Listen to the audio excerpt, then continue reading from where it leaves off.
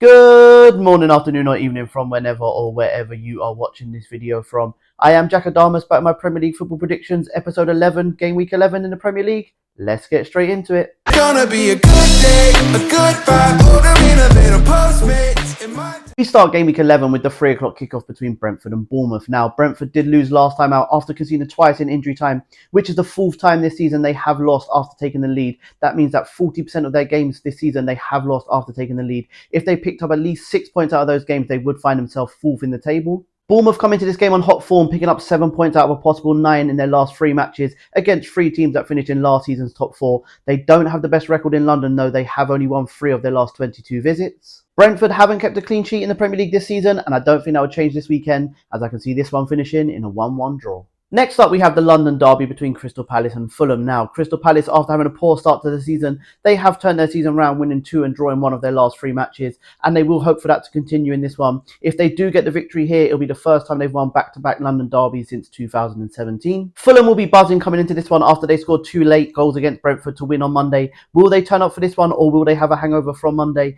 They do have a good record against Crystal Palace, though. They are unbeaten against them in their last 5 head-to-heads, although 4 of those were draws. 5 out of Fulham's last 7 games has seen a goal scored in the 85th minute or later in that game, so this game won't be over till the final whistle. When the final whistle does blow, though, I reckon it'll be a Fulham win in a 2-0 victory. Next, we travel to East London, where West Ham are playing Everton, and although it's early, there is increasing pressure on Lopetegui, as his side have only won 2 games out of a possible 9 in all competitions, and they're not only losing, they're losing quite heavily as well. They have conceded 8 goals in their last 3 matches. Everton, after going 5 games unbeaten, did lose last weekend to Southampton, which has left them in that unwanted distance of the relegation places. They do only have 1 victory in their last 16 away Premier League matches as well. Going on both teams' current form, this game could really go either way. West Ham haven't kept a clean sheet in their last 14 home Premier League matches. Unfortunately for them, I don't think they'll keep a clean sheet in this one either. But fortunately for them, I think it will be in a victory, as I can see West Ham winning here 3-1. And for the last 3 o'clock kickoff on Saturday, we travel to Molineux, where we have 20th vs 19th in the Premier League. It is Wolves at home to Southampton. Wolves are one of 2 teams that are still winners in the Premier League this season, and no disrespect to Southampton, but this is a game that they'll be looking at high on confidence that they can pick up their first W here. Southampton picked up their first victory of the season last weekend, and they will be coming here with high hope themselves that they can leave with all 3 points in this one. This will be a very interesting game, as both teams have conceded a combined 46 goals so far this season, and it could go either way, so it is hard to predict. But I am going for Wolves to get their first win of the season and keeping their first clean sheet in 23 matches with a 2-0 victory in this one. And the 5:30 kickoff on Saturday sees Brighton at home to Man City. Now, Brighton do come into this game off back-to-back losses to Liverpool, which takes them to 3 games in a row without a win, and they have another tough test ahead of them in this one, as they are playing Man City, a team they have lost to 12 times out of the last 14 times the 2 teams have met. It does sound crazy me saying this, but Man City come into this game off 3 consecutive losses, which is the first time they've done so in 6.5 years, and they will be looking for a win in this one, as they're going to avoid defeat in the Premier League for consecutive matches, only for the 4th time under Pep Guardiola. This is going to be a very good game of football, and it will be a high-scoring match. I am going to go for Man City to win here in a 3-2 victory. And the late kickoff on Saturday is at 8 p.m. as Liverpool host Aston Villa. Liverpool really are the informed team at the moment, and they have got 2 wins at Anfield so far this week. They will be looking to make it 3 out of 3 at home, and if Arne Slot does win here, he'll only become the 4th manager in Premier League history to win 9 out of his first 11 matches. Villa, after starting off the season so well, have had a dip in form. They've lost their last 3 consecutive matches in all competitions. And on top of that, to make matters worse, they have only beaten Liverpool once in their last 11 attempts. Liverpool have scored more goals against Aston Villa than any other team in their history. And Aston Villa's 100th visit to Anfield will be no different in this one, as I can see Liverpool winning here 2-1. Moving on to Sunday at 2 p.m, we have Manchester United at home to Leicester. Now, with Ruud van Nistelrooy's last game in charge at Old Trafford before Amaran comes in to replace him, he will be looking for a repeat of his first game in charge, which was a 5-2 victory over Leicester.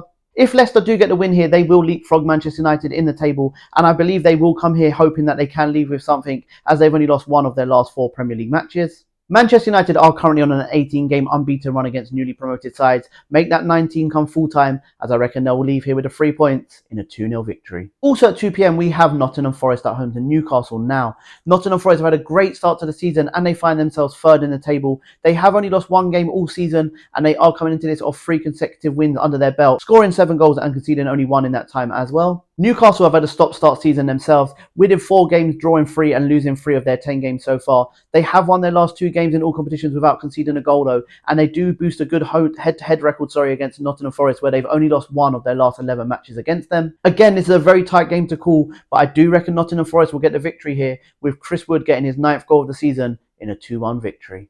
Also at 2 p.m, we have Tottenham at home to Ipswich. Now, Tottenham do come into this, they are the highest goal scorers in the Premier League so far this season, and a lot of that is down to their home form, as they have scored 15 of their 22 goals on home soil. They also have won their last 6 games in a row in all competitions at home as well. Ipswich are still winless this season, but if they do get a victory here and results go their way, they will find themselves outside the drop zone. So although they don't have a victory so far this season, it's not as bad as it does seem, but it will be a massive ask for them to get anything out of this one. I think Spurs will make it 7 wins in a row at home here in a 4-1 victory. And finally at 4:30 on Sunday, it is game of the weekend. It is 4th v 5th in the Premier League. It is Chelsea at home to Arsenal. Chelsea, after losing their first home game of the season to Man City, they are now unbeaten in their last 8 matches on home soil. That also does include that 8-0 victory against FC Noah yesterday in the Conference League. Although with that being said, they haven't beaten Arsenal at the Bridge in their last 5 visits. Arsenal aren't where we expected them to be so far this season. They currently sit 7 points off top spot, and they are winless in their last 3 Premier League matches, which is the first time they've done so this calendar year. Arsenal are unbeaten against Chelsea in their last 6 head-to-heads, and they have got 4 victories in those 6 matches as well. I think it'll be 5 wins come full time, as I can see Arsenal winning here 2-1. And for my extra game this weekend, it is Sunday at 7:45. It is 2nd v 1st in Serie A. It is Inter Milan at home to Napoli. Inter Milan have won 8 out of their last 9 matches, the other one being a draw. And Napoli come into this, they were on a 6-game winning run before they lost last time out 3-0 to Atalanta. This will be a cagey affair, with the honours being shared here in a 1-1 draw. Thank you very much if you are still here at the end of my video. I really do appreciate the love and support I've been getting from you guys. Please do continue to like, share, follow, but most importantly, please subscribe to the YouTube channel. Have a good weekend, guys. And remember, if you don't shoot, you can't score. Bye, guys. Have a good weekend.